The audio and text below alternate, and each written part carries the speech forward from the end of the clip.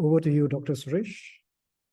Thank you, Brother Billy. And by the infinite grace, love, and compassion of Bhagwan Baba, we are once again here for the final session on the nurturing spiritual growth for the first module.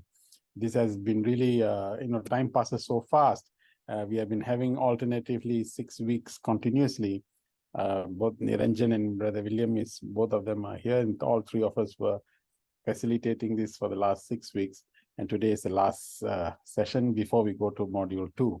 But we'll speak about that towards the last part of the session. So today we are going to have another interesting topic, because we went through selfless service, we went through love, and now we are at this point in which we are talking about nurturing interfaith harmony. The real reason is because if you're nurturing a spiritual river, and the river must finally reach the ocean, and in the ocean we see oneness, and that is what this nurturing interfaith. But before we go to that, we would like to ask Brother Niranjan to conduct this, to carry out this feedback session, which we normally do as to what has happened in the last 2 weeks after his session. Brother Niranjan, over to you.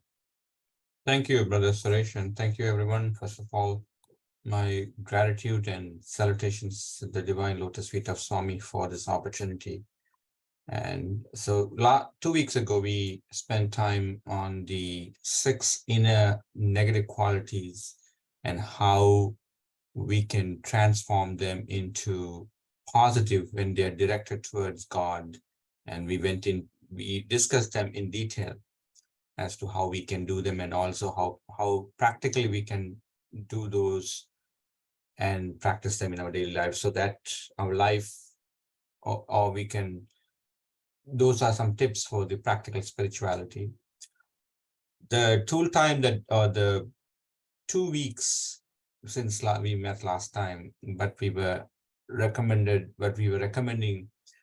the audience to, or the participants to do, was the following: to monitor if they encounter the 6 enemies in themselves and practice shifting them to be positive.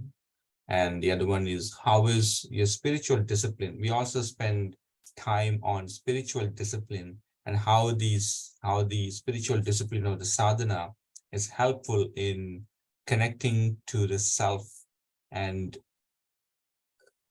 receive directions or guidance from the conscience. In other words, how we can follow the master so that we could face the devil, the 6 inner enemies, and fight to the end and finish the game at the end. So how is your spiritual discipline helping you to realize your true nature of love, which is your true self? So these 2 are the sort of recommended practices for the last 2 weeks, to see how we were able to overcome these, or at least we were able to identify these inner negative qualities, and if we contemplated on how we can transform or how we can correct them. So anyone would like to share their thoughts, or anything that they experienced, or any attempt or initiative that they were able to practice in the last 2 weeks? Swami says, life is a game, play it. So God only has given the 6 enemies to us. See how we are handling it and getting over that. So I think what I feel is that through listening the desires, feeding on desires, and listening to your conscious, you will be able to overcome that. Once you get over this, then only you get the real freedom. You're free. It's easy to reach the goal. You get transformed only then. When you defeat these 6 enemies, it's not easy. Words are easy, but the practice is very difficult. That's the best way. It's a game. So God's game. Sai Ram. Thank you, sister.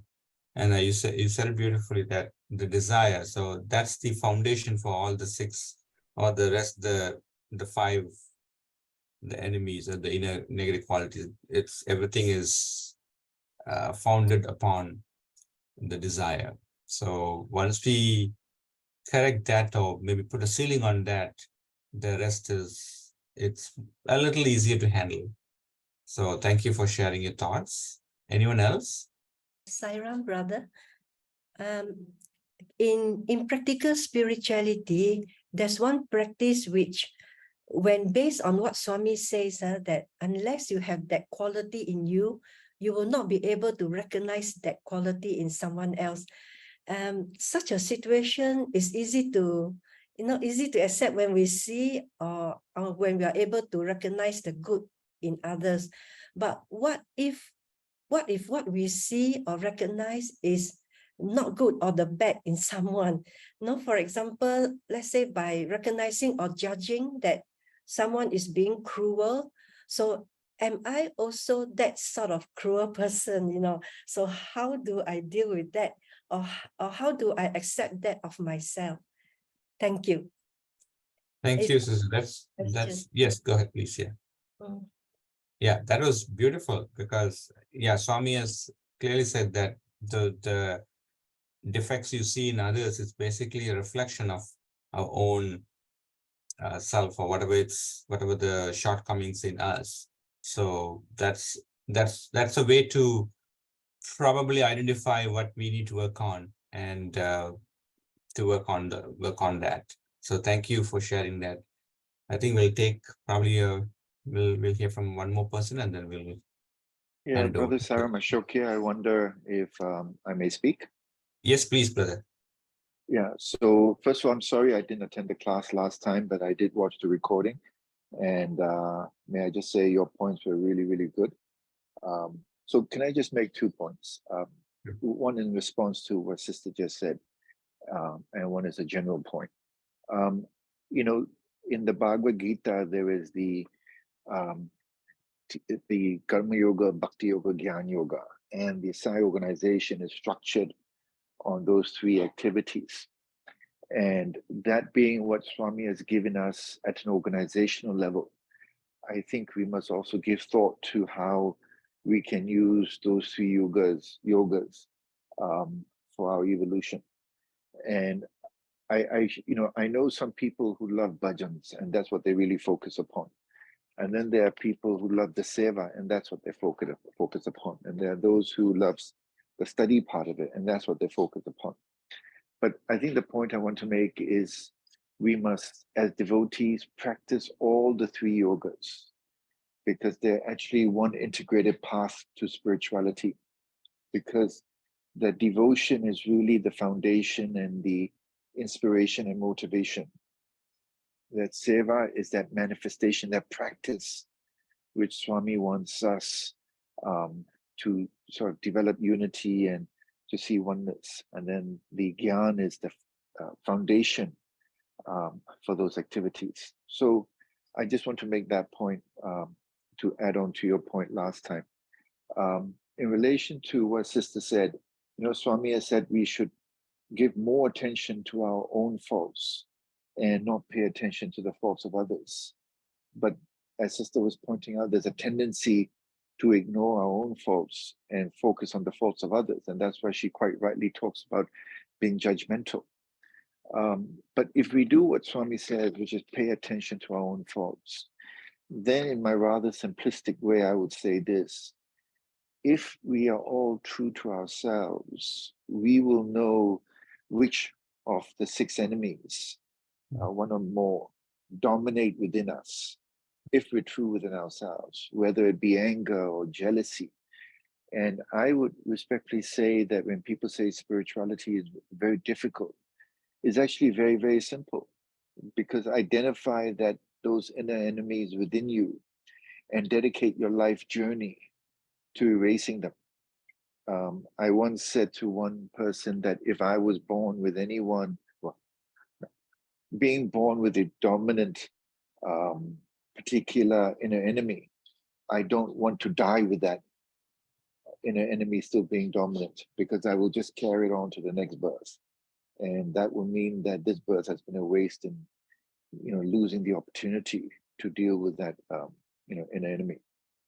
So I think if we look at ourselves truthfully with a determination to correct ourselves, then it's actually very easy. And that acknowledgement of the presence and dominance of that one or more inner enemies is the first step.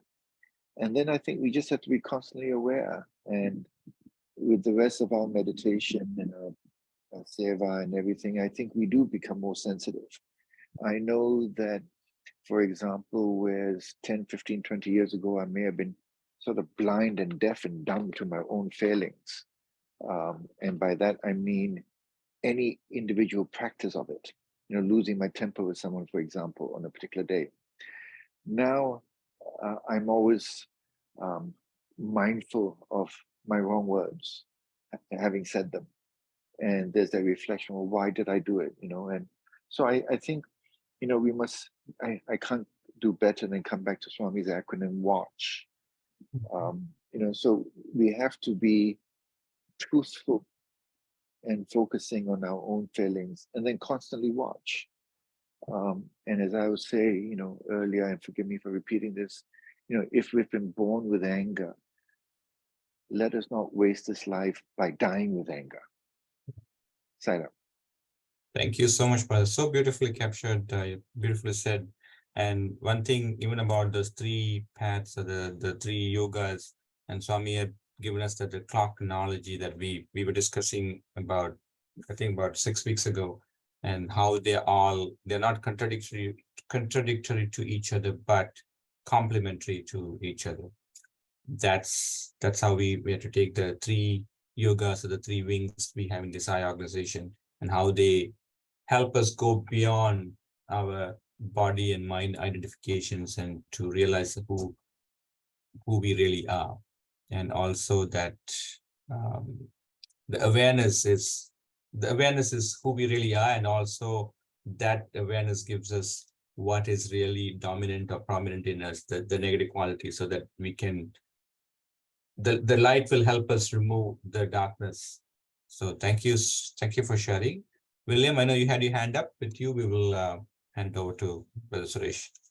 Yeah, I just wanted to add one thing. I remember the quote from Swami that says, there's three levels of our awareness. One is that we think we're our body and our mind. The other is that we think we are personality, which is what other people see us as, but we truly are just embodiments of divine love, divine bliss. And what that tells me is that in this notion of the enemies, these enemies exist when we think we're the personality. These are personality flaws. They're like the lantern where it's gotten dirty and you can't see the bulb. But who we actually are is already divine. He always talks as embodiments of love. And we should just remember that we've already attained our divinity. That's my birthright. Yeah. And so all the cleaning up we're doing is at our personality level. That's true. So that the light that who we are can shine through more clearly. Siron. Thank you, Brother William. And these sharings really enrich the discussion. And thank you for all the sharings. With that, Brother Suresh, over to you. Thank you, Brother Niranjan, and thank you also for Brother William for those nice comments, and all of the others who came forward with very nice suggestions and ideas that we can contemplate upon. So now, as usual, we'll have a meditation session, and all these beautiful quotes are based on, all the beautiful quotes are really Swami's quotes. There is only one religion, the religion of love. There is only one language, the language of the heart. There is only one caste, the caste of humanity. There is only one law of karma. There is only one God, omnipresent. Let the different faiths exist. Let them flourish. Let the glory of God be sung in all languages in a variety of tunes. That should be the ideal.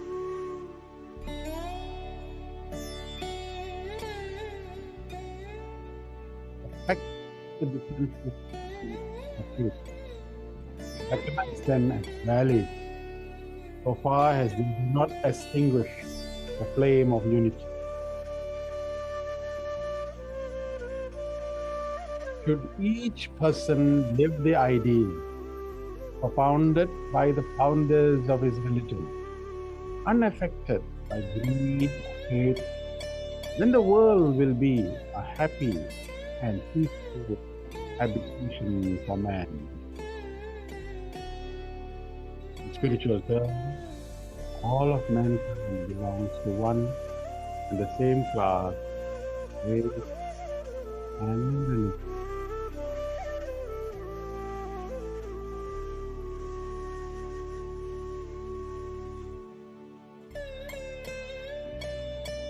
The followers of each religion call upon one God who is omnipresent and listen to their prayers, be they from any race or whatever language they speak.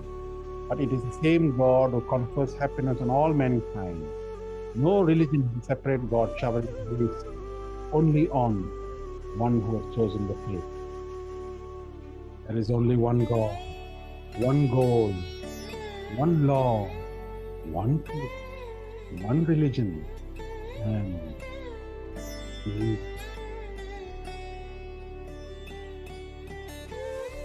Honor all religions. Each is a pathway to God. That is the right way of life.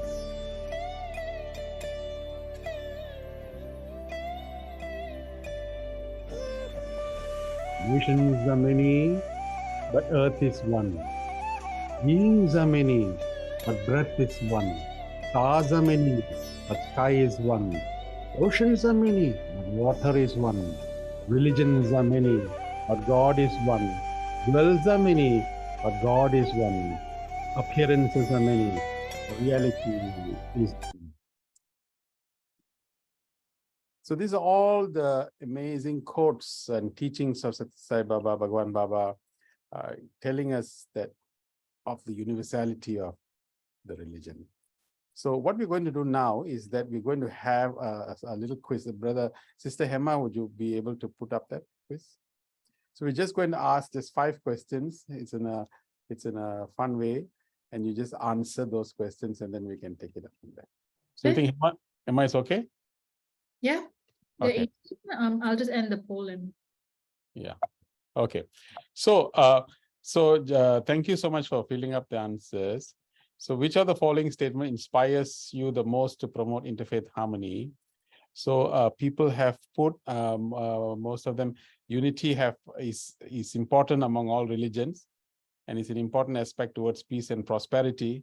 And I must commit to the ideal of promoting unity among all religions. Actually, if you really look at the world conflicts, all the world conflicts today in existence, on the flip side of the coin is always a religious background. And sometimes if we do not understand what we are practicing, it can lead to a whole load of conflict. So the last statement, a lot of people have put the 4th statement.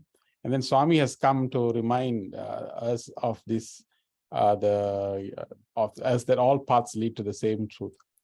And since he has come for that purpose, and he said in his own statement, Baba said, I have come to restore, I've come to reinforce the roots of all religions. So that is a very important statement as well. And then few people have just put that there is this idea is also that he's stressing that unity among faith is important. Okay. The fact that it is a challenge, yes, in this sensitive world, it is a challenge. But because it is a challenge, and that is the reason why, as members of the organization, as devotees, we must try and see what we can do to ease the situation. So how would you rate your understanding and practice of the religion? Most people put fairly, and this is important as well, because if you're born into a religion, it is very beautiful, and to understand the values that are inherent in all the traditions and cultures of our practice. And if the more and more we try and see, we'll see the value of that. And it's really remarkable to see the incredible intrinsic values that are found in some of the practices that our ancients, our ancestors have passed down to us. So it's important for our knowledge to be good and sound so that we can pass these values to the children through the medium of tradition and culture. And then how would you rate your understanding of teachings and religion other than the one that you're born in, especially so that we can all love and respect? Many people put fairly. And this is also another very important aspect, because if Bhagavan has said that all paths lead to the same truth, then it's also very nice to experience and see how these paths are being practiced. In fact, it becomes good to see and good to experience the oneness by our own earnestness, by exploring. You see, that inquisitive mind comes in, and we can find the echo of Swami's teachings in almost all other religions if we search for it. Is there a need for us to really reach out and build bridges with the following? Everybody says yes. This is a very important question. Everybody says yes, or most of the people who said yes. But then really, how much are we doing is a question again that we must now see. It is important, but is how much of it are we exerting is also an important question. Which statement resonates the closest to you when it comes to promoting interfaith? Most people have scored by knowing the teachings of other religion, they can appreciate the cultural diversity, isn't it? And also they can help promote peace and prosperity. All statements are valid, but the most important statement, I think, is that by understanding and appreciating all other religions, we can definitely appreciate cultural diversity. Then you start to have a sense of respect for everybody, and from respect comes love and everything else. So it's a question of really we becoming the embodiments of this truth that Bhagavan is saying to us, promoting interfaith harmony. So it's very nice that we have we just used this quiz only for the purposes of provoking a kind of thinking. I just want to also just use this moment also to just this few minutes just to reflect on some of the things that we have been doing here and in some other parts of the world. The Sathya organization has always been responsible for promoting, has been entrusted, the organization has been entrusted to promote interfaith harmony. And in Malaysia, we have done it quite actually reasonably well, where for the last 20 years, the Sathya organization has been this organizing secretariat, and we work with the Buddhist Vihara, the Abim Angkatan Belia Islam Malaysia, which is an Islamic group of people, the Majlis Gurudwara, the Gurudwara Sikhs Association, the Hindu Sangam, as well as the Christian Council. So we work with everybody else, and there's a group called Friendship Group for Interreligious Service, and for the last 2 decades have done amazing work. This is the group founding fathers who came forward to provide us the vision 20 years ago. But the kind of work that is done is amazing, because you see, there's no point coming together and really saying, oh, we are united, the whole idea is that the whole purpose is if people are united, then we must be united in action. So we have organized medical camps in very rural areas, brought doctors and specialists. And very interestingly enough, these doctors and specialists will put a label on a label to themselves, and they won't put out their name, but they'll put whether they're Hindu or Christian. And so the villagers will know that they're being treated by doctors who are from different faith, giving the inspiration and aspiration that, all of us are here for the same reason. So we have gone like that to many, many communities and provided this help. And large numbers of people used to come in the community halls. We also do celebrations like this. This is something that is very interesting. It's a sports day for the handicap. And what we do is that the handicap person on the wheelchair, one person will be a Muslim and the other person will be a Christian, or like that. We pair up of this nature, and getting different diverse people from various religions to carry the wheelchair and conduct this sports day for the handicap. It was a very big festival and function. But in all this is activities, no doubt, but these are the activities that promote interfaith harmony in many ways. So these are also other dances and programs and cultural programs that we do. Many of these programs have been well received. Even donation by liquid, blood donation. Yes, in the Sai movement, we do this, but we also encourage other interfaith groups to organize this donation of liquid love by bringing other religious groups of people and doing it in a group way. And there is a very strong spirit of brotherhood. It's really very nice when we meet with all these various religious groups, we can understand the sincerity of purpose. So it's beautiful relationship, a very big extended family. We did in 2010 a big, huge cultural youth leadership program in which we brought various religious groups of people, and we in a very big, large hall sponsored by the government. And these are all youth from various religious groups. So we had this intercultural youth leadership program. And these are all the kind of souvenir programs that were released in conjunction with many of these activities, including medical camps and fun day and everything else. We did all that. Then we did tree planting as well, where we encourage people from various religious groups to come together and become concerned and be conscious of the environment as well. And then to transmit the encouragement, we go to the schools and we have encouraged schools, children to do the painting and all that, but all facilitated by our friendship group of people. We've got an interfaith youth choir group. We used to go and sing songs in large, so you can see Muslims, Christians, Hindus all singing together. And on 10th of May 2012, we celebrated the 10th anniversary of our entire group, where this is the gesture that we do at the end of the ceremonies to demonstrate our solidarity. And then we also got a very big good group of dramas where we are staged in various parts of the country, where we take this whole team in buses and go to different parts of Malaysia and in large gathered halls promote the concept, the unity concept. Where how we get united is that when we come for rehearsals and do these performances, the people from various religious groups come together and really know each other very well in these practices. We have been highlighted in the newspapers quite a few times, where these dramas bring human values, and we have also gone to the universities and staged performances in to such large audiences. And we've also received accolades from the various ministers and various other people who used to come. The other thing is that we have a program called Divine Wind, where we take all the various religious groups of people and visit the temple, the church, the mosque, the Gurudwara temple and all that. So we do that with like it's what we call Divine Wind. We bring the wind of God into all these places and visit that. This is one of the places that we visited in the temple, in the mosque, where we broke fast with the Muslims on the fasting month. And it is interesting that the chief priest, the chief mullah of the mosque, was vegetarian the day we came and served us vegetarian meal in the mosque itself. That demonstrates the solidarity and the kind of friendship that we have.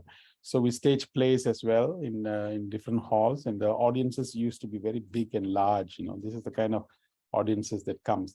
This is the full-length orchestra that we have. And Brother Willie Fong is the coordinator for that. He's also the international coordinator for interfaith promotion in the organization.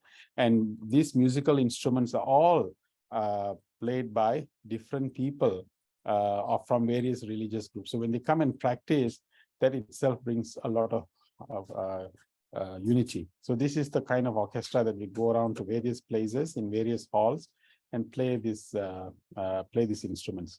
And then whenever disaster happens, like our flight got missing, MH370 was missing, then we all gathered, all of us from various religious groups gathered in the mosque and prayed for everybody and prayed for MH370 missing. When the US president came down, we also sent a delegation to have an interaction with the leader as well in some of the conferences. Also games is a very good way to promote unity among the various religious groups. So this is the interfaith futsal tournament that was organized. And whenever disaster happens, like floods and everything else, it's quite instantaneous that our response that some members will jump in and serve this. one of the concepts of the interfaith promotion activity is to address problems. Most people think that interfaith is just to bring interfaith harmony. No, very many people who are inspired by the respective religion, if we can bring inspired people towards addressing issues and problems of society, then that's it. This is a program that was launched by the Minister for Health, and we did this program in the university. Till today, we did a training program on drugs, alcohol, relationship issues, and time wastage. All the people you see at the bottom wearing the blue t-shirt are all people from various religious groups. So they came in as they took leave and volunteered. 70 of them volunteered to train about 3,500 students in this orientation program. Till today, we have trained almost close to 15,000 students on this drugs, alcohol, relationship, because every religion speaks about control of senses. So if that is the case, then why don't we unite, all of us unite for that purpose and bestow that wisdom to the younger ones to have a good life. So unity of faith to address challenges in society. That's what we should be really thinking about. It is not just knowing the religion and practicing the religion. I think we have a very great opportunity to become a real good binder of all, energize and bring everyone together. And perhaps Brother William would like to jump here and say a few things on this Millennium Goals. Yeah, thank you so much, Suresh. I'm truly enjoying this presentation. You know, back before the year 2000 turned, the United Nations got together and established some Millennium Development Goals for ways to improve the conditions of the world and have a specific target, specific ways that people could work together around the world. And as we pass the millennium, it has now evolved into Sustainable Development Goals, of which there have 17. Again, no poverty, zero hunger, good health and well-being, quality education, gender equality, clean water and sanitation, and so on, and including number 17 with partnerships. And this is a beautiful way to find out how what we're doing in the PSI organization links to the broader efforts for many of these same kinds of things. Climate action, life below water, reduced inequalities, and so on. And so I just am putting into the chat, if you wanted more information about these goals and how you can get inspiration about what can we do, what's another kind of service that we can bring people together for. There's two things. It's of course on the internet, sdgs.un.org, neither /goals or /partnerships. Both give you a lot of detailed information about each one of these. And again, it's a way to just stimulate what else can we do? What could we do to bring interfaith group together that would have a shared attention, a shared commitment to doing something in one of these areas. So again, it's just a way to stimulate your thinking about what can we do, what we can bring together for people, and so on. Suresh? Yeah, thank you, William, for jumping in and just relating to us about the Millennium Goals. So the approach is that to understand or to appreciate that we all can come together to address issues of the world. And there's nothing else more beneficial when the people can see that religion has a role to play in this world. And the fact that the Sathya organization and the devotees like us can play a very big part of this. On this point, I would like to take this opportunity to invite Brother Billy Fong,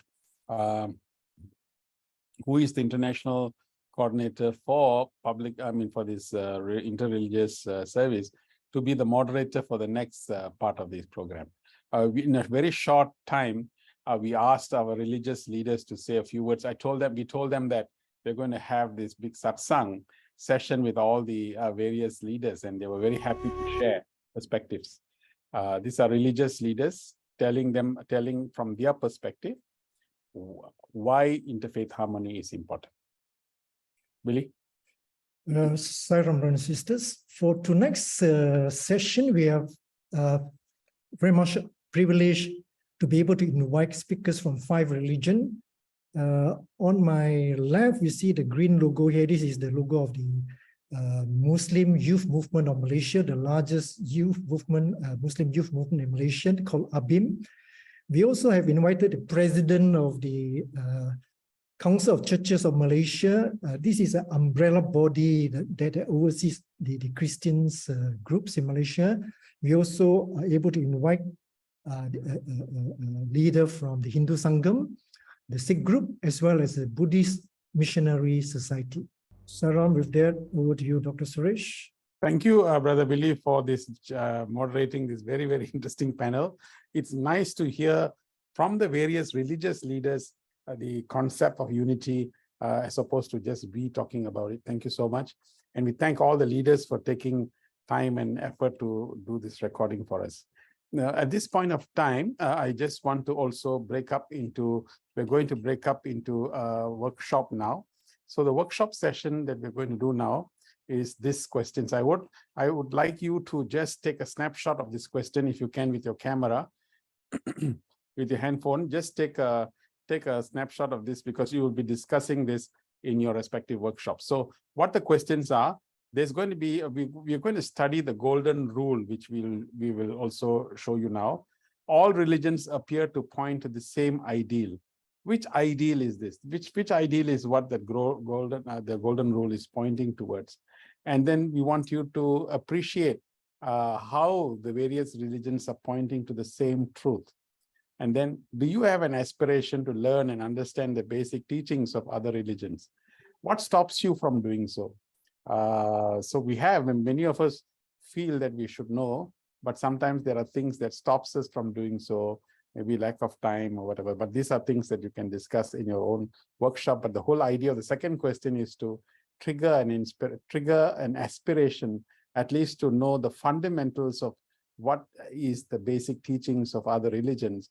Because as what the teacher has said, that I have come to foster the roots of all religion, which definitely implies that as devotees, we must also play a part in helping to unite different people from different faiths. Number third one is, what steps would you take to foster greater promotion of interfaith spirit and activities in your own Sai center or in your community? What steps would you take?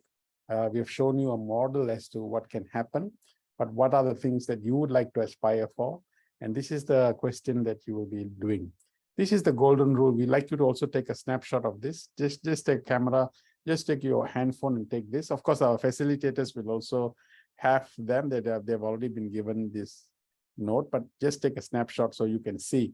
From here itself, you can see the various religions and how the statements that they are saying points to a truth, which points to an ideal, which you need to discuss in your workshop. So now we're going to break into these groups. How many groups will there be today, Billy? There will be 6 groups. There'll be 5 groups. 5 groups. Okay, so we'll have 5 groups, and perhaps we'll just spend about 20 minutes discussing this for 20 minutes, and then come back. Suresh, before we do that, may I just have your permission to say something for a couple of minutes? The Sai organization helped form an interfaith group many, many years ago. Yeah. And the priest from the Protestant church became the secretary for the group. And one of the things we did was that we took turns to invite people from the other group into our own temples, where we might serve a meal, but there was certainly a conversation, discussion group, etc., etc. Yep. And one of the things I found is that different people join the group for very, very different purposes. Okay. Many were very focused on what their path and their tradition had to say. In fact, they seem to be, solely focused on that.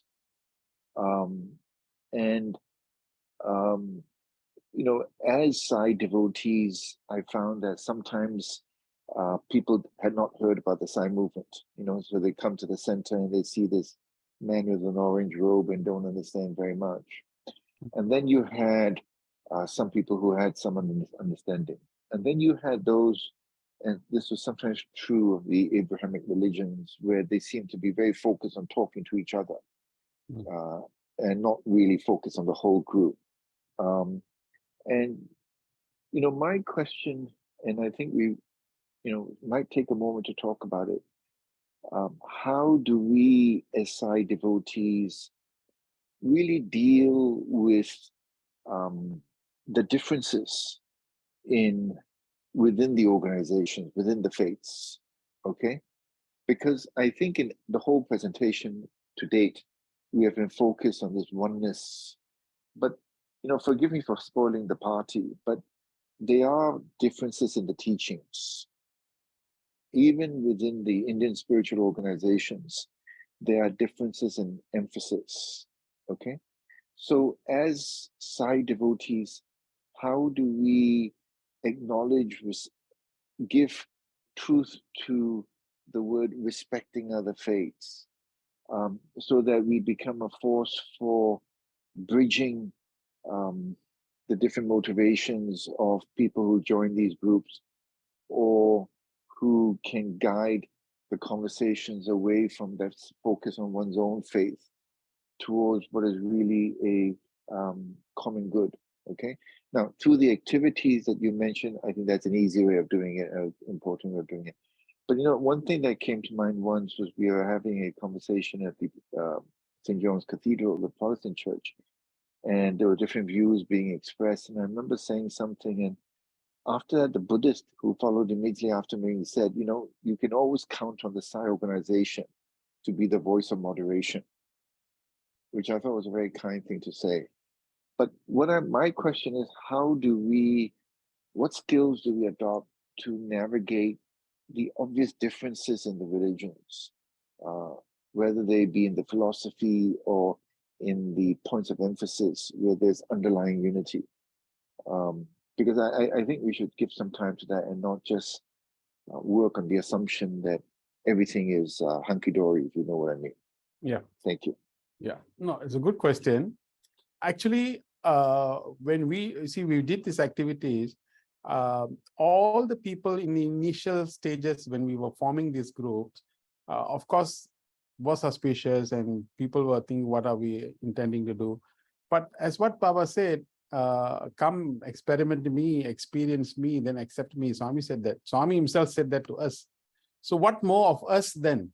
If we are going to be the force to unite, people must accept us and gain our respect and recognition. Only then there will be some form of firstly understanding whatever it is. So in the last 20 years, we've built a very, very strong relationship in which we can explore even the differences, and we come to respect the differences. I think the point of the story is that I don't think there will come a point where we try and get that. But as long as you are doing what you're doing and I am doing what I'm doing, I recognize why you are doing what you're doing, and I respect what you're doing for what you're doing, and that's it. So the whole point of interfaith harmony is coming to a point in which we respect everybody and appreciate the diversity in which we are living by. But why not we all come together collectively and work towards a common cause? I think our target here is what we are trying to see is that, or what we have seen in our own experience is that we are able to, in fact, the government relies on Sai organization quite a bit to do this unity work as well. As you can see, we are the organizing secretariat. We bring everybody together. So the real reason for that is because they respect us and they recognize us. And this is continuously being built upon the reputation and upon the commitment that we have towards that goal. And this fulfills the ideals of I've come to foster the roots of all religions. I think it is not to go into the small nitty-gritty and then make that difference, because we will always end up having more arguments and more differences. We try to look at all the things that really join us or combine us, because it's going to be a challenge. And in any discussion, it will always be a challenge. Some groups don't believe in reincarnation, some believes in that. So we get into the technicality part of it, it's going to be an issue. But what we love about all of us, all the people, is that we really love and respect and recognize each other. That's why in a short time, leaders were able to just come forward like this and provide us this information, this talk and all that. It's because of the feeling level. So we have come to a point in which we are experiencing a beautiful brotherhood of man. and fatherhood of God. I also will tell you that in one workshop which we had, we divided all the groups to 4 or 5 different groups, and all of them sat together, and the Muslims, Christians, Hindus, we went through 4 things: birth, death, and and wedding and funeral. So we had these 4, and then we developed the standard operating procedures. And so they all worked out their respective standing of operating procedures as to what happens when you are born, what do you do. So when we started to share the information, they got a shock of their lives. Quite a lot of them said that there are a lot of similar things that's happening here because we don't really explore. So we said, why don't we just celebrate the common things that we have? There are a little bit differences here and there. We don't make a big fuss about it. But the common things is that every religion points out to certain things in certain ways in which we are doing. So I think our eyes of spirituality is to see this beautiful commonality that comes inside. Because I always believe that clarity of vision must move towards oneness, not to diversions and divisions. So I think that is what our spirit and what we have done. So that is the reason why we spend a little bit of time explaining this whole dimension. It is not activity, believe me, it is not activity. It is a lot of work goes on when you're formulating the whole structure and bringing diverse people. And as you said rightly, Ashok, is that the people at the top may be united, people at the bottom may not be. They can have differences. So to unite them as well and to get them the clarity of vision is the Dharma Samstapana work that we need to do. If you don't exert that effort, nothing is going to happen. And how would you speak of Swami? Who is Swami? Yeah, so all of these people know that Bhagavan is our founder and our teacher and our guide and our guru. So they respect that. In fact, to be honest, when Bhagavan Baba dropped his physical form, you will not believe, when he dropped his physical form, a great philanthropist who's a Buddhist gave us this huge big hall, and 2,000 devotees from all over the Malaysia gathered in that hall. And you know who came to console us? All these religious leaders. Father Thomas was there, the Muslim leaders were there. They came on stage and they spoke and they consoled us. One Muslim leader said, "Why is it that you need to cry? What is there for you to cry? He has just moved from this abode and now starts living in your heart." He consoled, and they really got applause, because all of us were really moved and they were the ones who were comforting us. So that is the relationship that we have built. And they respect Sathya Sai Baba. In fact, we don't mention Sai Baba. In fact, when we go into communities, we keep quiet, we keep silent about Sai movement. It is they keep measuring Sai Baba, Sai Baba. They keep on repeating. They say Sai Baba people have come, Sai Baba people have come. That's how they do. So it's just, I think it's all about reflecting the values and ideals, and people finally respect. That's why we always say people don't really care what you believe, but people are always bothered about what's the consequence of your belief. I think that is what this whole journey has been. Okay, very quickly, we need to get into the workshop. Otherwise, we'll be a bit we'll be dragging. Thanks, Ashok. That's a very nice, powerful question that you have asked. And I think that's the basis of the question that we need to think about when we do this session. This is, by the way, it's not a study circle, inquisitive question. This is real life thing that we're talking about, because in this world, wherever community that we are living in, I've always got these differences and all that. And how do we I have the strength of spirituality to unite everybody. And that is what we are discussing when we go into our workshops. So let's do that. So let's break into workshops now, Billy. Hema? 20 minutes or? Yeah, 20 minutes. It's 9:40, yeah? Yeah. Okay. Exactly 10 will come back.